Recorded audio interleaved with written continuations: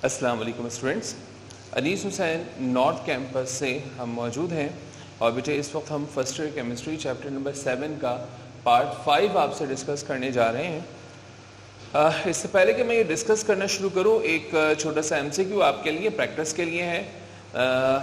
AMCAT के बच्चों के लिए, ई कैट के बच्चों के लिए ये नहीं है, ठीक है, उनको ज़रूरत नहीं है इसकी बेटे। तो एमकेट के बच्चे जो हैं वो ये है, इस एमसीक्यू का आंसर उन्होंने निकाल कर रखना है। अगर उनको जवाब नहीं मिलता है then let me know, I will answer you and explain you. आज का टॉपिक बेटे बहुत इंपॉर्टेंट है, colligative properties of a solution. किसी भी सोल्यूशन की कॉलिगेटिव प्रॉपर्टीज किसे कहते हैं? देखो, कुछ प्रॉपर्टीज ऐसी होती हैं कि जो नंबर ऑफ पार्टिकल्स पर डिपेंड करती हैं, ठीक है, उनको हम कॉलिगेटिव प्रॉपर्टीज कहते हैं। ये तो एक सिंपल सा इसका कॉन्सेप्ट हो गया कि those properties which depends on the number of particles, ठीक है, और उनका नेचर ऑफ पार्टिकल से कोई ताल्लुक नहीं होता। बेटे इसकी बहुत अच्छी एग्जाम्पल हमारे पास जो है डेमोक्रेसी है, यानी जमहूरियत है। देखिए होता क्या है कि डेमोक्रेसी या जमहूरियत के अंदर अगर कोई कैंडिडेट खड़ा होता है, फॉर एग्जाम्पल हमारे पास इमरान खान साहब खड़े हुए, ठीक है, और जो है as a candidate for the prime minister, ठीक है, और दूसरी तरफ फॉर एग्जाम्पल नवाज शरीफ साहब खड़े होते हैं, ठीक है, और तीसरी तरफ जो है वो सर हसन खड़े हो जाते हैं। अल्लाह ना करे ऐसा वक्त आए, लेकिन just for the sake of example. अच्छा, अब क्या हुआ कि भाई अब जो है वोटिंग करवानी है। अच्छा, अब वोटिंग करवानी है तो डॉक्टर्स भी वोट देंगे, इंजीनियर्स भी वोट देंगे, राइट, डॉक्टर्स भी वोट देंगे, इंजीनियर भी वोट देंगे, प्रोफेसर भी वोट देंगे, ठीक है, और जो एक लेबर है वो भी वोट देगी, और बेटे जो एक इलिटरेट पर्सन है वो भी वोट देगा, ठीक है, और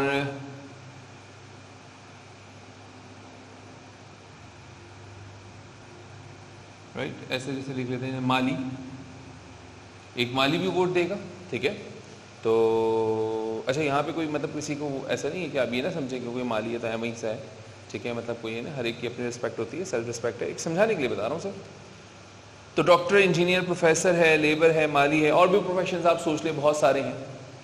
अच्छा, माशरे में अगर देखा जाए तो डॉक्टर की बात कुछ और है बेटे। डॉक्टर तो मतलब जो है ना, जाहिर सी बात है कि जो है ना इंसानों की खिदमत करते हैं, और जो है ना डॉक्टर्स जो हैं वो बहुत ही जो है नोबल प्रोफेशन है, ठीक है, और जो है ना लोगों की ज़िंदगियाँ बचाते हैं, ठीक है। इंजीनियर्स, अगर इंजीनियर ना हो तो मुल्क तरक्की ना करे बेटे। इंजीनियर्स की बदौलत ही तो उनकी मेहनत और उनकी वजह से ही जो है मुल्क आगे बढ़ता है, ठीक है। किसी मुल्क में इंजीनियर्स जो हैं वो एक बैकबोन की हैसियत रखते हैं, ठीक है, तो लिहाजा ये एक बहुत इंपॉर्टेंट पार्ट है। प्रोफेसर्स या टीचर्स, ठीक है बेटे, हमारी नेशन बिल्डर्स हैं, ठीक है। तो अगर आपको किसी कौम को तबाह करना है तो बेटे कहते हैं उसका तालीमी निज़ाम तबाह कर दीजिए, तो वो तबाह हो जाएगी कौम। उसको कोई गोली मारने की ज़रूरत नहीं, कुछ करने की ज़रूरत नहीं है, just destroy there education system, ठीक है, जैसे कि हमारे यहाँ होता है। खैर भाई इसको काट देना। लेबर जो है, लेबर बेटे हमारे पास ये भी हमारी एक ज़रूरी है। हमारे घर कौन बनाएगा, हमारे काम कौन करेगा, हमारे लिए ये असल में तो हमें इनका शुक्रगुजार होना चाहिए कि वो बहुत सारे मुश्किल काम जो हम कर ही नहीं सकते हैं, सिर्फ चंद पैसों के एवज़ जो है ये हमारे लिए वो काम कर देते हैं, ठीक है। और माली है भाई, हमारे घरों को, हमारे गार्डन्स को, हमारे बागीचों को, हमारे पार्क्स को हरा भरा रखते हैं, ये सबकी इंपॉर्टेंस है। लेकिन अगर देखा जाए तो ये लिटरेट तबका है और ये इलिटरेट तबका है। अच्छा, इनके पास डिसीजन पावर यानी कि डिसीजन की सलाहियत है, ठीक है, डिसीजन की सलाहियत है। They can analyse the problem, right, उसका एनालिसिस कर सकते हैं, उसके ऊपर सोच विचार कर सकते हैं। इनकी राय और इनकी राय बराबर नहीं हो सकती। लेकिन जब वोट देने की बारी आएगी तो बेटे इनका भी एक वोट काउंट होगा, इनका भी एक वोट काउंट होगा, राइट, इनका भी एक वोट काउंट होगा, इनका भी एक वोट काउंट होगा, इनका भी एक वोट, इनका भी एक वोट, इनका भी एक वोट। और भाई जिस तरफ ज्यादा वोट मिल जाएंगे हैं वो क्या हो जाएगा, वो शख्स प्राइम मिनिस्टर बन जाएगा। भाई इसलिए नहीं कि मैं इमरान खान साहब को पसंद करता हूँ, ये इसलिए मैंने यहाँ पे ज़्यादा वोट दिखाए क्योंकि भाई अभी ये है ना प्राइम मिनिस्टर हमारे, तो लिहाजा इसलिए मैंने यहाँ वोट दिखा दिए, ठीक है।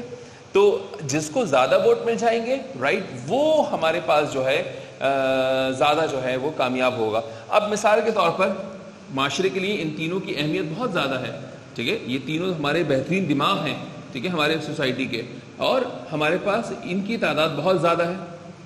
तो अब अगर मिसाल के तौर पर ये सब मिलके चाहें तो किसी को भी प्राइम मिनिस्टर बना सकते हैं, right.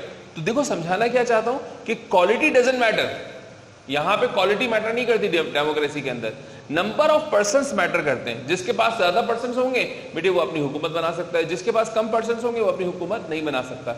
So democracy is an example of the qualitative property which depends on the number of particles and not on the nature of particles. वो नंबर ऑफ पार्टिकल पर डिपेंड करता है लेकिन नेचर ऑफ पार्टिकल पर depend नहीं करता। Okay, ये just एक एग्जांपल थी। अच्छा, अब ये डेफिनेशन है, देखो इस पे कई एमसीक्यूज हमारे पास बन सकते हैं। जैसे मिसाल के तौर पर, अब मैं सिर्फ समझाने के लिए आपको बता रहा हूँ, हालांकि दिल नहीं चाह रहा कि मैं इसको लिखूँ, छोटी सी बात है। A property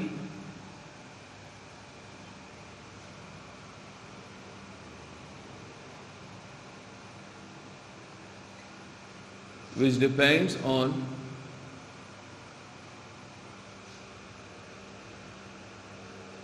number of particles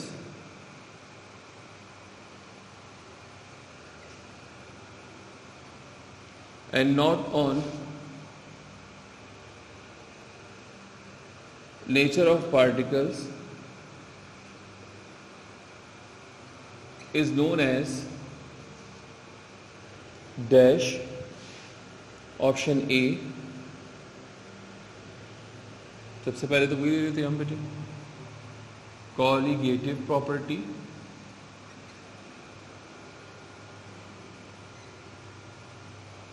option B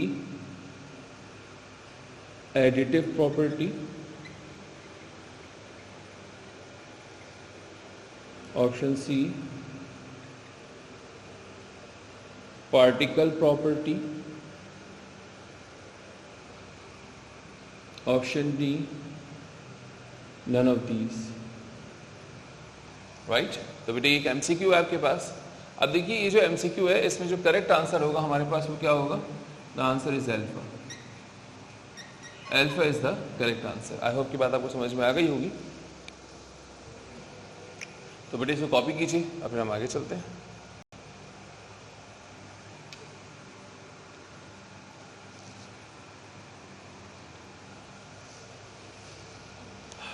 video को पॉज करके इसको आप नोट कर सकते हैं बेटे, ठीक है। अच्छा, तो इसी तरीके से बेटे एग्जाम्पल्स क्या हैं? Lowering of vapour pressure, vapour pressure decrease हो जाता है, वेपर प्रेशर का डिक्रीज होना, ये एग्जाम्पल है हमारे पास क्वालिटेटिव प्रॉपर्टी की। Elevation in boiling point, elevation of boiling point का बढ़ जाना। डिप्रेशन ऑफ फ्रीजिंग पॉइंट का कम हो जाना। इसके ऊपर मैं बाकायदा आपको एमसीक्यूज कराऊंगा। एंड ऑस्मोटिक प्रेशर, तो बायो वाले बच्चे जो है ऑस्मोटिक प्रेशर को जो है जानते हैं, ठीक है। तो अच्छा, अब देखो यहाँ पर हमारे सामने, अब मैं एक डायग्राम के जरिए आपको समझाने की कोशिश कर रहा हूँ कि वेपर प्रेशर जो है वो किस तरह से कम हो जाता है।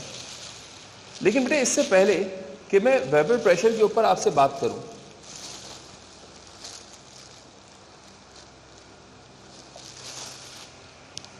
वेपर प्रेशर के ऊपर मैं आपसे बात करूं, बेटा जरा यहां देखिए,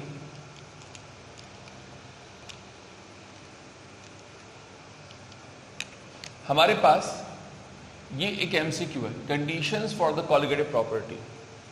बेटे पहली है, सॉल्यूशन को क्या होना चाहिए? सॉल्यूशन शुड बी डाइल्यूट होना चाहिए।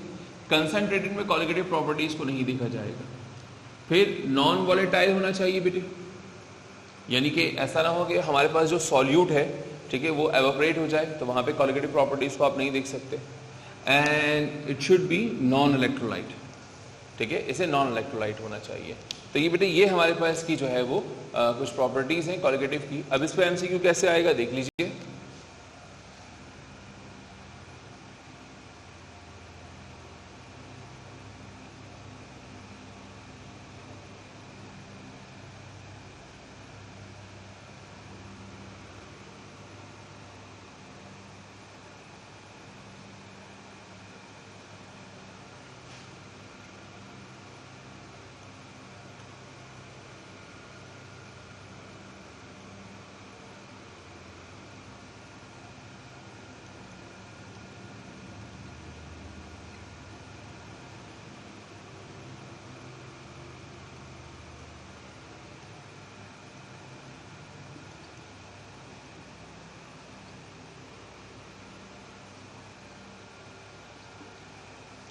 Which of the following is the condition for colligative properties?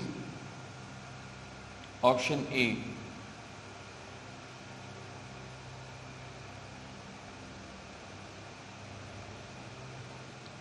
Solution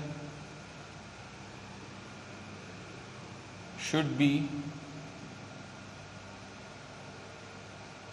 dilute. Solution को डाइल्यूट होना चाहिए.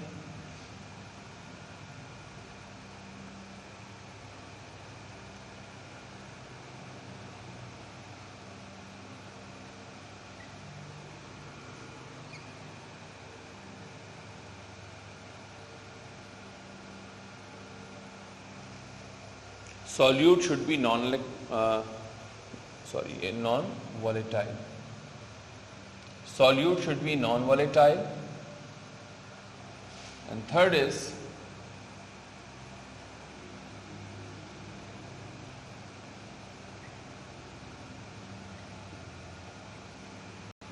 non-electrolyte.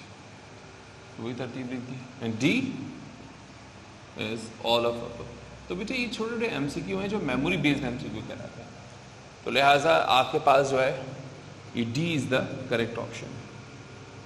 अब देखिए फर्स्ट ईयर के जो कि यहाँ पे जो है ना, अब कुछ एमसीक्यू आपको खुद बनाने पड़ेंगे. आपको सैंपल के तौर पर मैंने एमसीक्यूज बता दिए, तो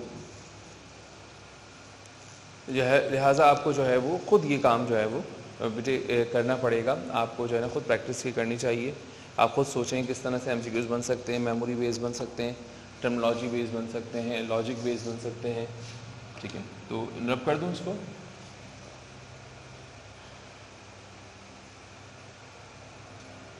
चलें जी.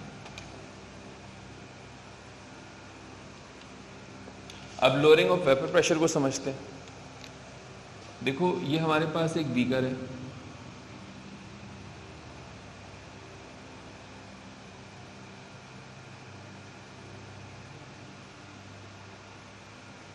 Right, this is the beaker.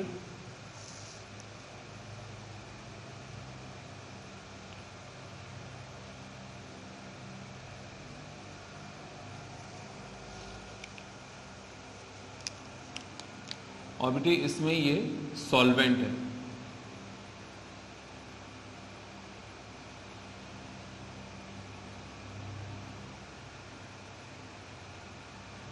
ये सॉल्वेंट मौजूद है यहाँ पे. ठीक है, इसको हम कहेंगे, यहाँ दिखा देता हूँ, वहाँ जगह नज़र नहीं आएगी. इसको हम कहेंगे प्योर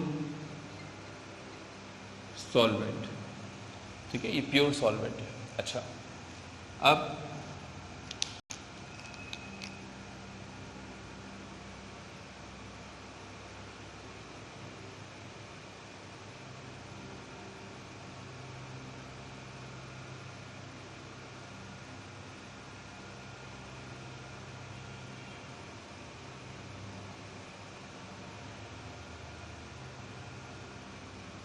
लेट सपोज हमने इसके ऊपर एक लिड रख दी है.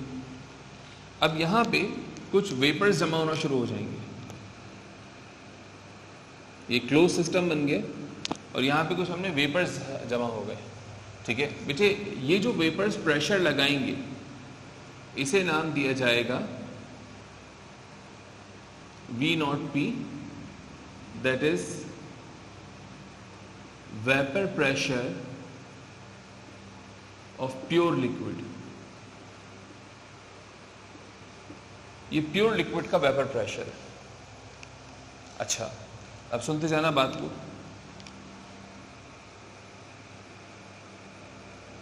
बेटे वही हमारे पास कंटेनर है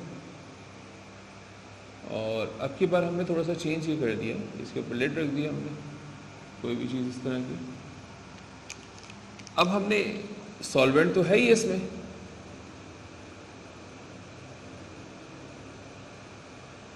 थोड़ा सा इसको बड़ा कर रहा हूँ. ठीक है, ताकि मैं आपको डायग्राम दिखा सकूँ.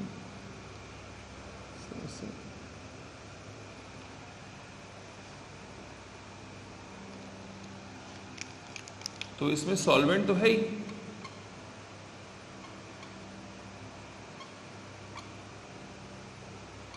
राइट, सॉल्वेंट है. अब हमने इसमें सॉल्यूट भी ऐड कर दिया.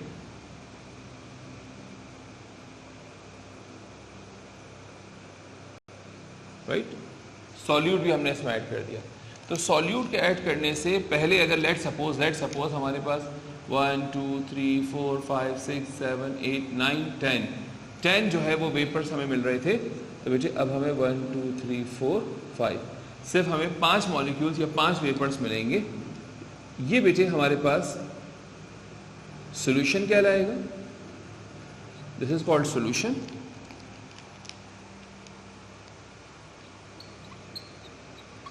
इसे हम सॉल्यूशन कहेंगे, राइट। और बेटे इसे हम नाम देंगे Vp, that is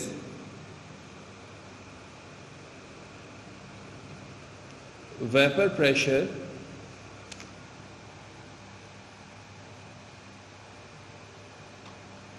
of solution. ये सॉल्यूशन का वेपर प्रेशर होगा, ठीक है। और बेटे यहां पे जो वेपर प्रेशर की वैल्यू है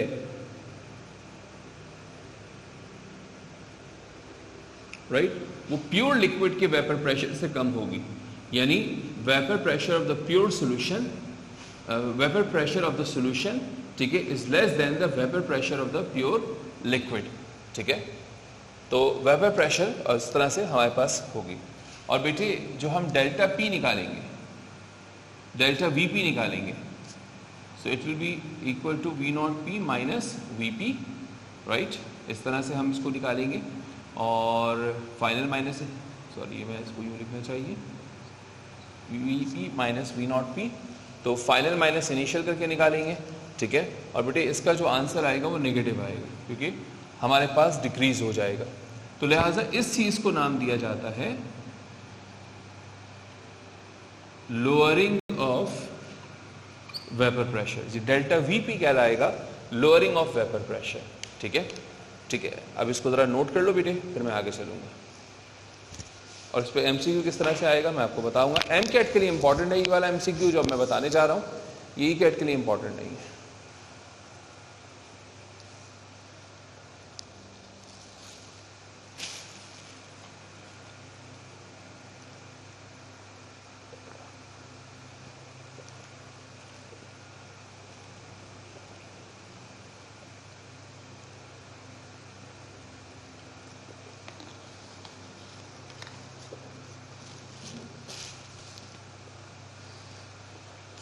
तो मिटा दूं बेटा, नोट कर लिया।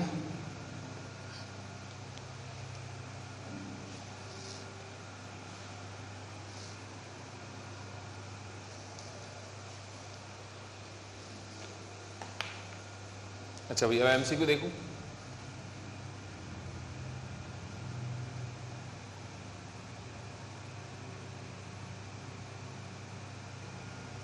बेटे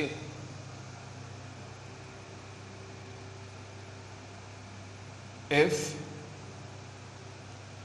V naught P is the vapor pressure of pure liquid and Vp is the vapor pressure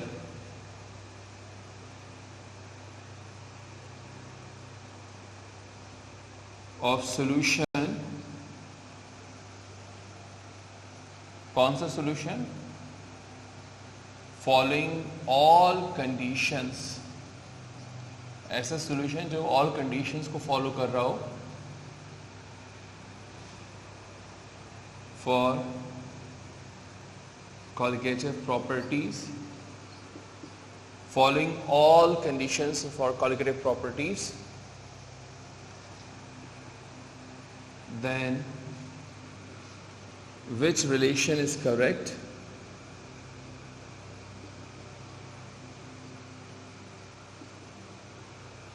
Option A, V naught P is equal to Vp. Option B, V naught P is less than Vp. Option C, V naught P is greater than Vp. Option D, none of these. So my dear students, the correct answer should be Bravo, Bravo should be the correct answer. It's very important MCQ, इसे note कीजिए, फिर हम आगे चलेंगे।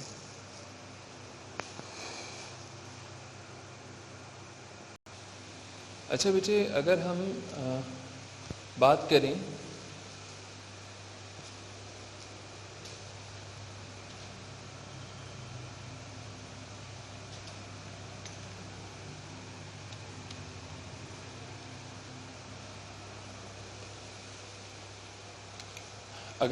करें जो है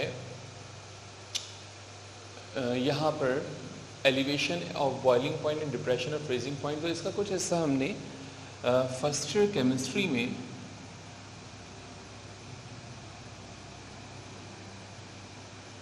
जो चैप्टर नंबर 2 है वहाँ पे हमने पढ़ा था कि जब किसी भी सॉल्यूशन में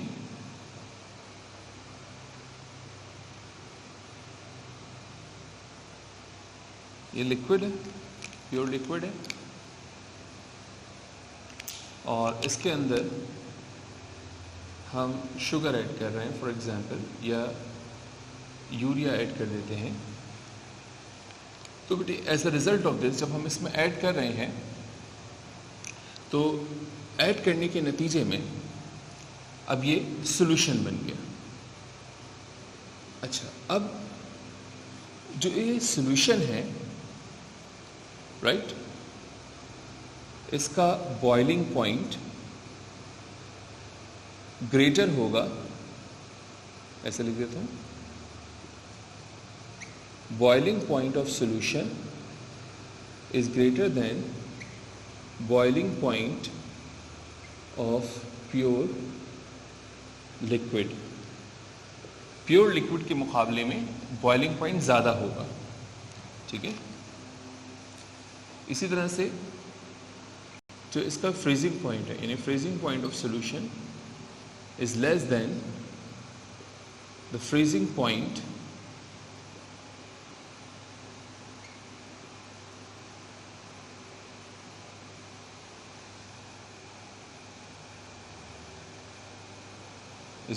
freezing point of the solution is greater than the less than the freezing point of the pure liquid। इसकी एग्जांपल्स भी आप करवा दो। अब ये देखिए, दो बातें याद रख लें। क्या हो रहा है, बेसिकली बॉइलिंग पॉइंट डिक्रीज हो रहा है, इंक्रीज हो रहा है, और फ्रीजिंग पॉइंट जो है वो डिक्रीज हो रहा है, ठीक है। इस बात को नोट कीजिए, फिर हम आगे चलते हैं।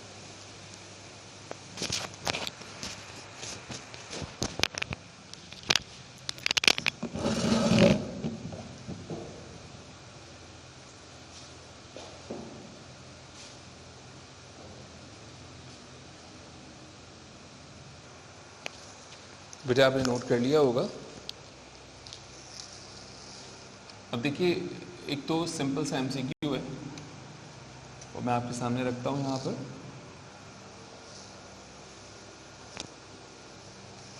अभी जो एमसीक्यू ये है,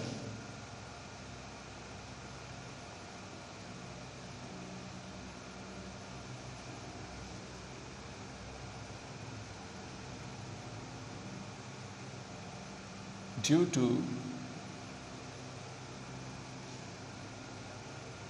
impurity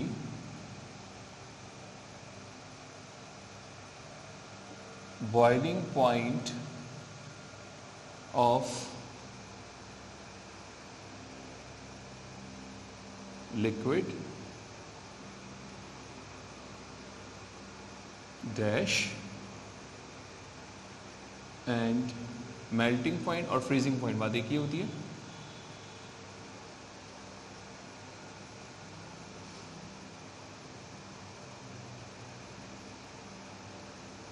अगर आप मेल्टिंग पॉइंट लिख रहे हैं तो यहाँ सब्सटेंस लिखेंगे, और अगर यहाँ फ्रीजिंग पॉइंट लिख रहे हैं तो आप लिक्विड का ही लफ्ज़ यूज़ करते हैं, dash. Option A increases increases, option B decreases decreases, option C increases decreases, option D decreases, increases। तो बेटे ये एक आसान सा MCQ है जो आपकी शायद अनीस सैन की बुकलेट में भी मौजूद है। तो बेटे due to the impurity boiling point of liquid increases and freezing point decreases. Freezing point decrease हो जाता है and the correct option is Charlie. I hope कि आपको बात समझ में आ गई होगी। फिर इसे नोट कीजिए, फिर हम आगे चलते हैं।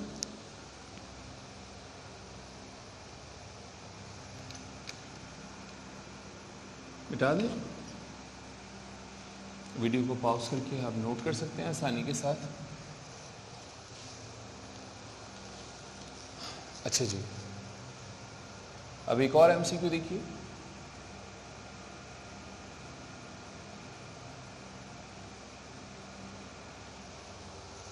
एक और MCQ हमारे सामने है बेटे। हमारे पास यहाँ पे पूछा जा रहा है कि which of the following has the maximum elevation of boiling point, ठीक है, और डिप्रेशन ऑफ फ्रीजिंग पॉइंट। और हमारे पास यहाँ पे जो हम सब्सटेंसेस ले रहे हैं वो हम यूरिया, ग्लूकोज और शुगर ले रहे हैं।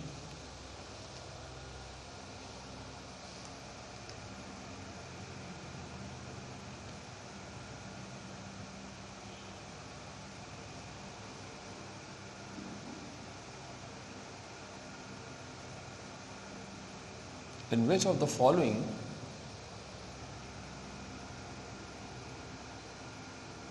maximum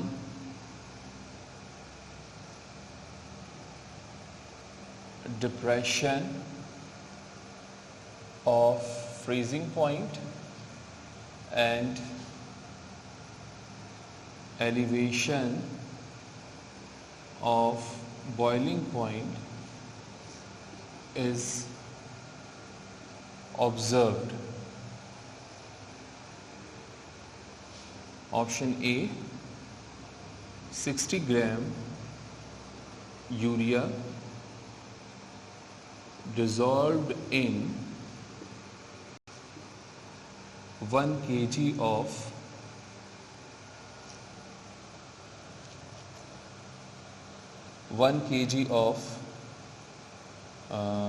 water, यानी सॉल्वेंट है हमारे पास।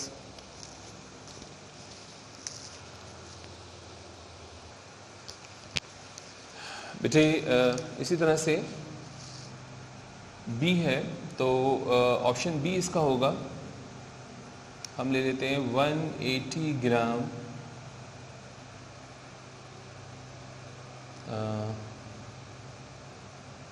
ग्लूकोज। अच्छा, glucose dissolved in 1 kg of water। अच्छा, यहाँ पे ना जो यूरिया डिज़ोल्व, आप एडिट कलर यूज़ कर सकते हैं। ये तो है, मैंने एक MCQ बना रहा हूँ, तो डिज़ोल्व की वजह एडिट कलर ज़्यादा अच्छा होगा। यहाँ पे C 342 ग्राम सुक्रोज। सुक्रोज बेटे वही आपकी शुगर है, dissolved in 1 kg of water, ठीक है। D all have same elevation or and depression। all have same elevation and depression. बेटे एक बहुत ही अच्छा और बहुत ही ज़बरदस्त MCQ है आप लोगों के लिए, MCAT के बच्चों के लिए ख़ास तौर पे। बेटे ये MCQ AQU 2014 के अंदर भी पूछा गया है, ठीक है। AQU 2014 के अंदर भी जो है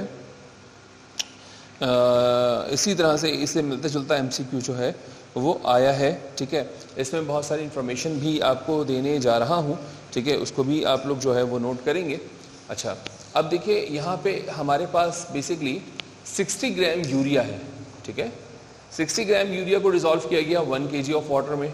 180 ग्राम ग्लूकोज को डिज़ोल्व किया गया 1 kg ऑफ वाटर में। 342 gram, the value should be 342 gram.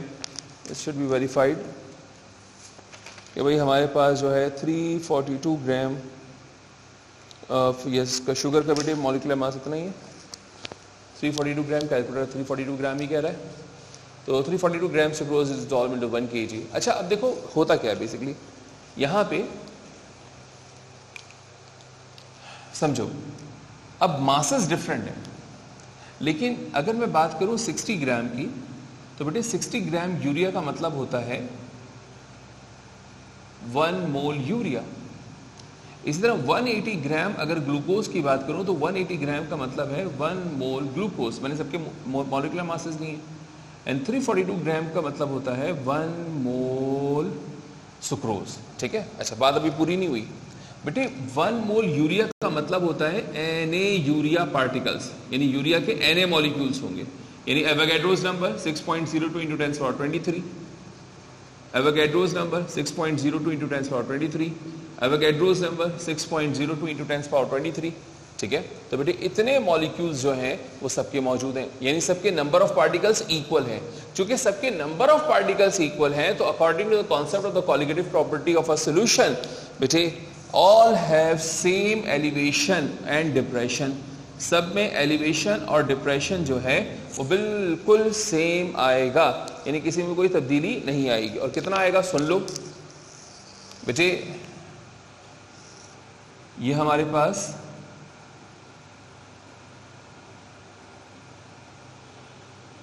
Pure water है,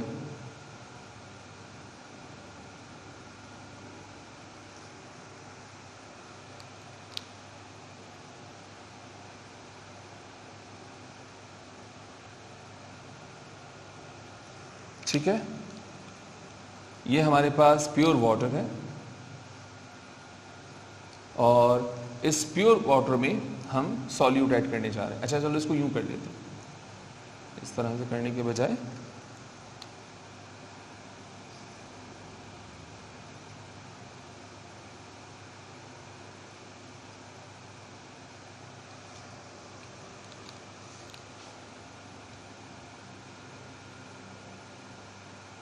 थोड़ा सा छोटी करके शेप बना रहा हूँ। अच्छा प्योर वाटर का ये 1 kg सैंपल है, ठीक है।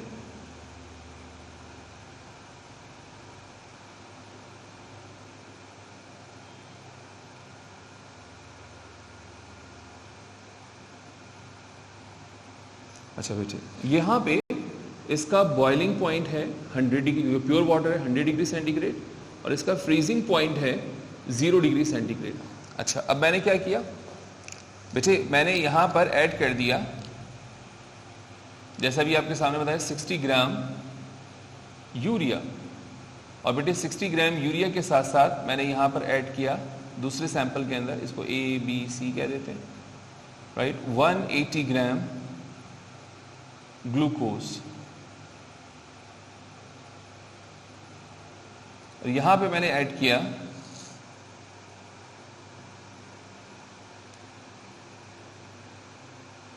342 ग्राम सुक्रोज।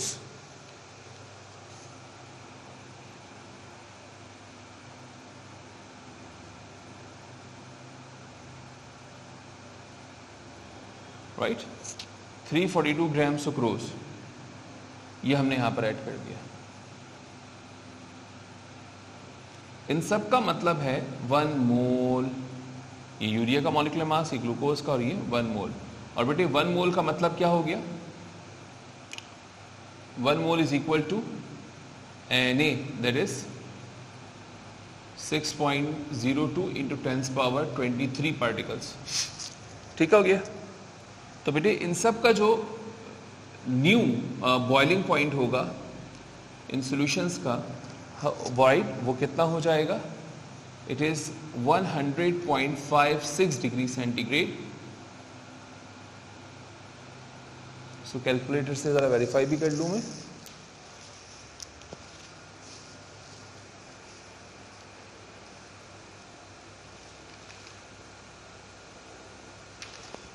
तो 52 डिग्री सेंटीग्रेड, और बेटे जो इनका फ्रीजिंग पॉइंट हो जाएगा वो 0 से कम होके -1.86 डिग्री सेंटीग्रेड हो जाएगा, यानी अब ये 0 के बजाय -186 डिग्री सेंटीग्रेड के ऊपर जो है वो फ्रीज होंगे। ठीक है, -186 के ऊपर फ्रीज होंगे। तो बेटे सब के अंदर सेम क्यों आ रहा है? क्योंकि सबके नंबर ऑफ पार्टिकल सेम है। ठीक है, तो अब आप इसको कॉपी कर लीजिए, फिर हम आगे चलेंगे।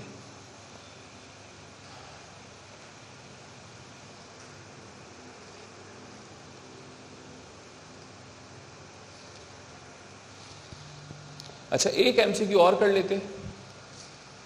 आप लोग बोलेंगे सर अभी तो कॉपी करने भी नहीं किया। ठीक है, मैं इसको वहां पे, ये वाला हिस्सा कॉपी हो चुका है ना, इसको रब कर देता हूं।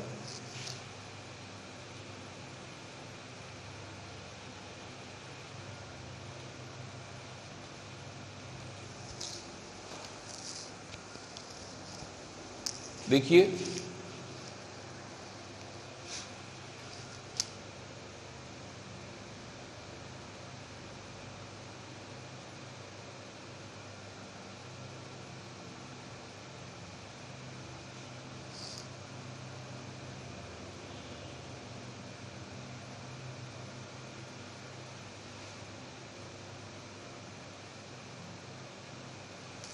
in which of the following sample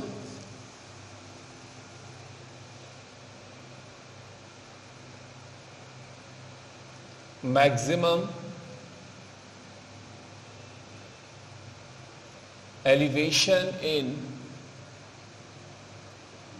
boiling point and depression in freezing point is observed?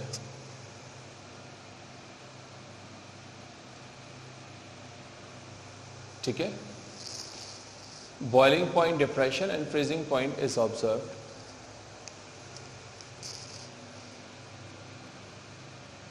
Option A, 10 gram urea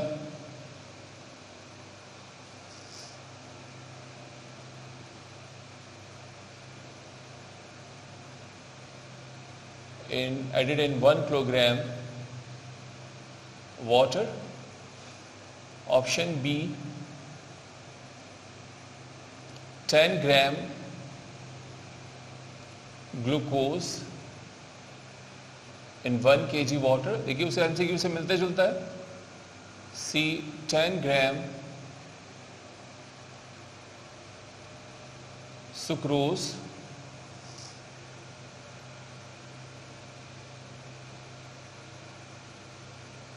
in 1 kg water.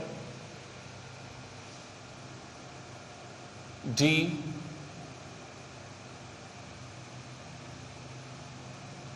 all of above.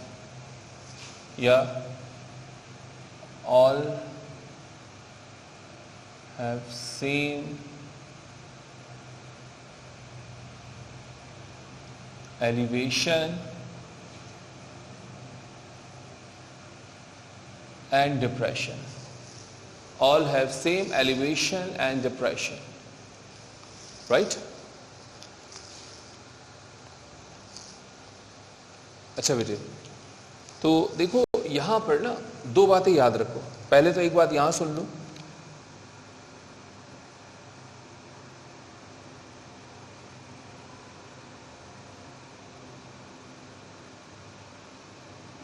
जिसके मोल ज्यादा होंगे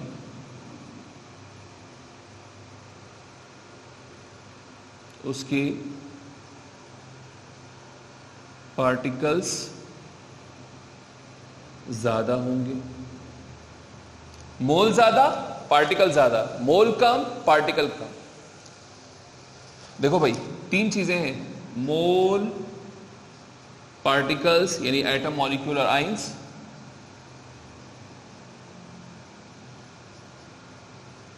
एंड वॉल्यूम। तो भाई जिसके मोल ज्यादा उसके पार्टिकल ज्यादा, उसका वॉल्यूम ज्यादा। मोल ज्यादा, पार्टिकल ज्यादा, वॉल्यूम ज्यादा। मोल कम, पार्टिकल कम, वॉल्यूम कम। मोल कम, पार्टिकल कम, वॉल्यूम कम। फिर सुनो बेटे, मोल ज्यादा, पार्टिकल ज्यादा, वॉल्यूम ज्यादा। मोल कम, पार्टिकल कम, वॉल्यूम कम।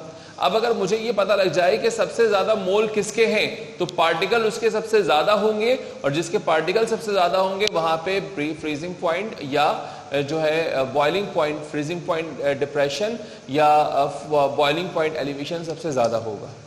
आओ यहां देखते हैं बेटे, 10 ग्राम है, इसको मोलर मास 60 से डिवाइड कर दो। करना नहीं है, उसमें तो टाइम लग जाएगा, टाइम नहीं लगाना। यहां भी 10 है और इसको डिवाइड कर दो 180 से, जो इसका ग्लूकोज का मोलर मास है। इसका भी 10 है और 342 इसका मोलर मास है। ठीक है, अच्छा बेटे अब यहां पे देखो, जब न्यूमरेटर सेम हो, इस बात को लिख लो अपने पास, मेडिकल वाले खास तौर पे, जब न्यूमरेटर सेम हो तो जिसका डिनोमिनेटर सबसे छोटा होगा उसका आंसर सबसे बड़ा होगा। जब न्यूमरेटर सेम हो, in case of the same numerator, then the smallest denominator will give the biggest answer. In case of same numerators, in case of same numerators,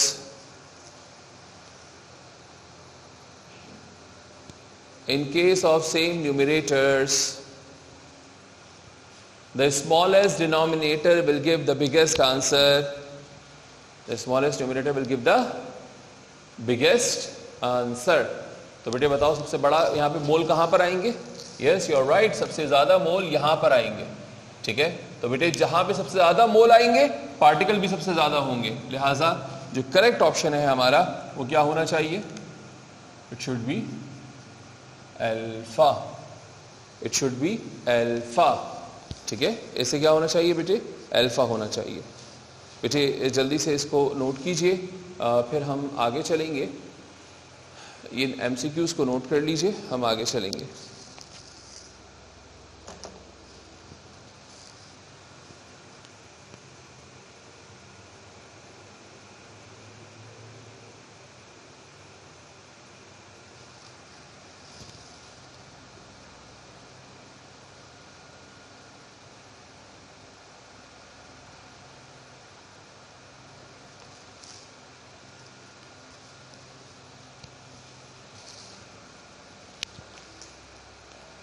मिटा दें बेटा।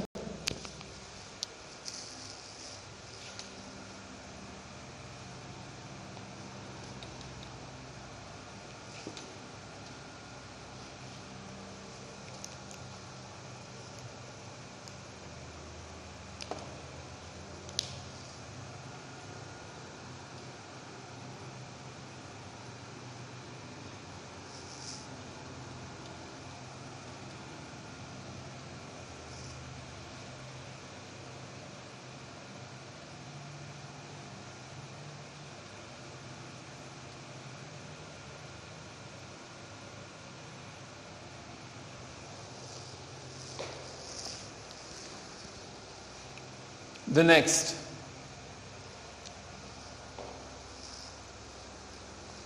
बेटा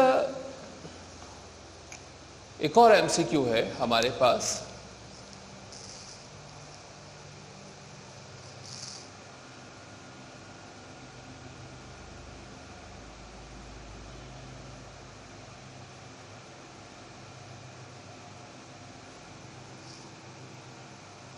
Which of the following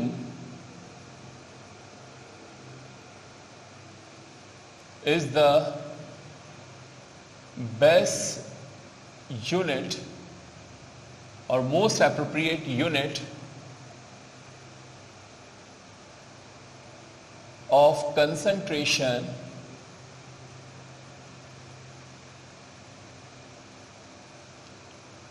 to observe colligative properties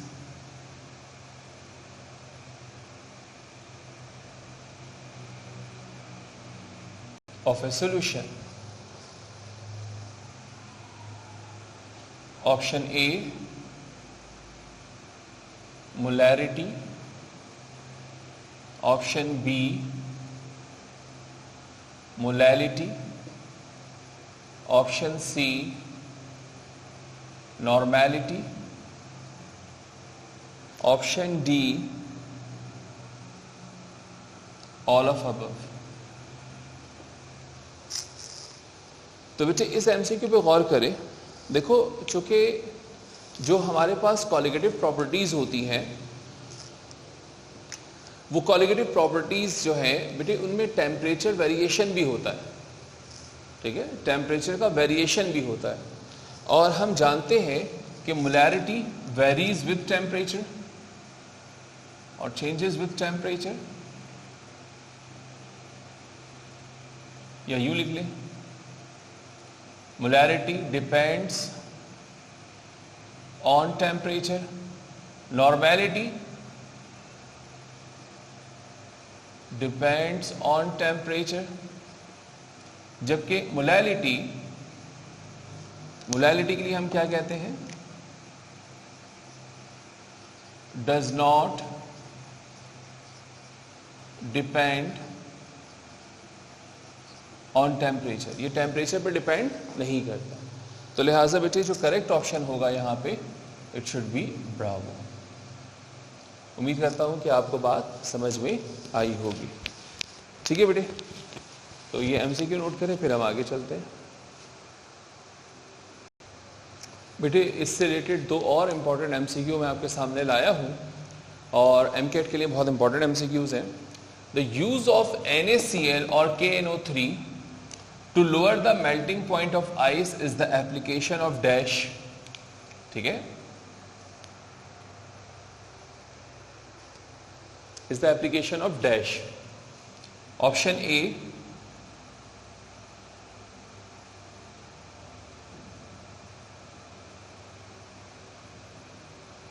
lowering of vapor pressure, option B elevation of boiling point, option C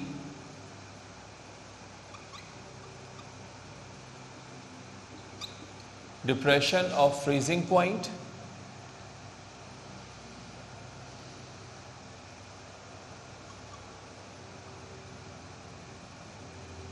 osmotic pressure. Right, so बताइए, अगर हम NaCl या KNO3 को use करते हैं आइसक्रीम मशीन में या कहीं और ऐसी कंट्रीज़ में कि जहाँ पर हमारे पास जो है आइस का मेल्टिंग पॉइंट लोअर करने की ज़रूरत है, तो हम वहाँ पे क्या इस्तेमाल करेंगे? मतलब वो जो है किसकी एप्लीकेशन है? लोअरिंग ऑफ वेपर प्रेशर और elevation in boiling point, depression in freezing point, osmotic pressure. तो बेटे देखो मेल्टिंग पॉइंट का जिक्र हो रहा है और मेल्टिंग पॉइंट और फ्रीजिंग पॉइंट एक ही चीज़ का नाम है। तो मेरे बच्चों इसका आंसर होगा चार्ली। फिर देखो बेटा, दिस इज अनदर एमसीक्यू, एक और एमसीक्यू है हमारे पास। और इस एमसीक्यू में अगर हम देखें तो ऑप्शन ए में लिख रहा हूं,